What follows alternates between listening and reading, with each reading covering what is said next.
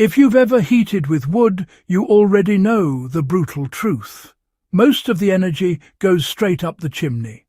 You cut, split, stack and haul firewood all year, only to watch heat vanish into smoke in a matter of hours. Now, here's the uncomfortable question. How did Russian households survive centuries of extreme cold, often burning far less wood than modern homes, while keeping indoor temperatures stable for days at a time? The answer lies in a heating system so effective that modern engineering still struggles to improve on it. This isn't folklore or exaggeration. It's a brutally efficient design rooted in physics, not convenience. Long before modern insulation charts or efficiency ratings, Russian builders solved the problem of heat loss with a stove that didn't just burn wood. It harvested every possible unit of heat before letting exhaust escape. Once you understand how it works, it becomes clear why it could stretch firewood 3 times longer than conventional fireplaces or metal stoves. Why the Russian stove was designed for heat capture instead of flame visibility. The Russian stove, often called the pechka, was never meant to impress visually. It was built for survival. Unlike open fireplaces that prioritize flame exposure, the pechka enclosed the fire completely. The goal was not to enjoy the fire, but to extract its heat with ruthless efficiency. The fire burned hot and fast inside a sealed chamber. Instead of allowing hot gases to rise straight out, the stove forced them to travel through a maze of internal channels before exiting. By the time smoke reached the chimney, most usable heat had already been absorbed into the stove's massive masonry body. Now, the real hack, if you will, lies inside the stove itself. Internal flue channels were designed to multiply heat extraction. Hot gases, instead of rushing straight out, were forced to snake horizontally and vertically through thick brick or stone passages. Every single turn stripped more heat from the exhaust, bit by bit. In this way, the stove itself became, well, a sort of heat battery. This extended gas path, honestly, is something modern metal stoves rarely manage to replicate effectively. Thin steel, you see, heats up quickly, but then sheds that heat just as fast. In contrast, the Russian stove absorbed heat slowly and released it slowly, often remaining warm for 12 to 24 hours after just a single firing. It's quite remarkable, really.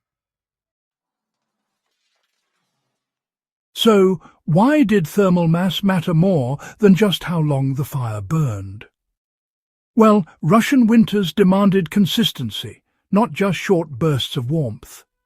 The pechka was built with enormous thermal mass. Brick, clay and stone all worked together to store heat deep within their structure.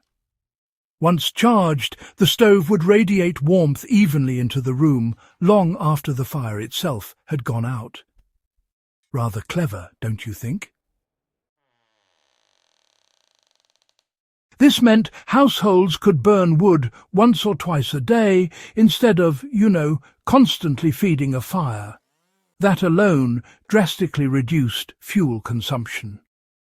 Modern science recognizes this principle, but honestly, few residential heating systems truly implement it at scale. How controlled airflow prevented wasted fuel. Airflow was carefully regulated. The firebox limited oxygen, encouraging efficient combustion rather than, say, roaring flames. Dampers controlled when heat was retained and when exhaust was allowed to escape. Why the stove's placement mattered as much as its construction. The pechka was usually placed at the center of the home. Instead of heating one wall or one room, it radiated warmth outward evenly. Heat travelled through walls, floors and sleeping platforms built directly onto the stove. Some designs, included raised masonry beds that absorbed heat overnight. People slept on warm stone while the fire had long gone cold. No additional fuel was needed. This wasn't luxury, not at all. It was strategic energy use. So, how can modern builders and survivalists apply this knowledge today? Well, you don't need to build a full Russian stove to use its principles. You can start by extending heat paths.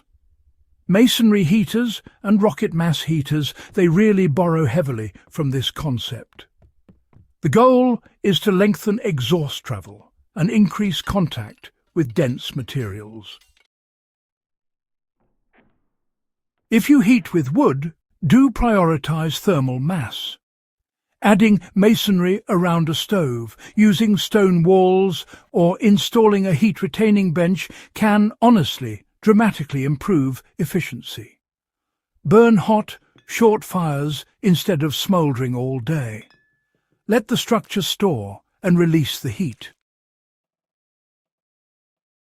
So, control airflow aggressively. It's important to avoid overdrafting chimneys, Make sure to use dampers correctly. A slower, hotter burn produces more usable heat than a large flame that escapes too quickly. Why, you might wonder, hasn't modern science truly surpassed this system? Well, modern heating technology often focuses on things like fuel type, sensors and automation.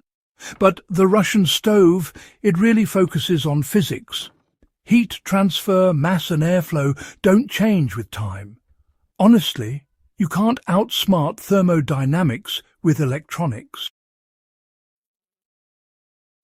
While modern systems can match efficiency on paper, they often fail in resilience. The Russian stove works without electricity, replacement parts or supply chains. That level of reliability is something modern science rarely prioritizes. Why this matters for preparedness and, long-term resilience is quite profound. In prolonged cold conditions, fuel scarcity becomes, honestly, life-threatening. A system that triples firewood life isn't just efficient, it's a survival advantage. The Russian stove allowed families to endure winters with limited resources, minimal labor and stable warmth. For off-grid living, emergency preparedness or historical understanding, this design remains, one of the most effective heating solutions ever created.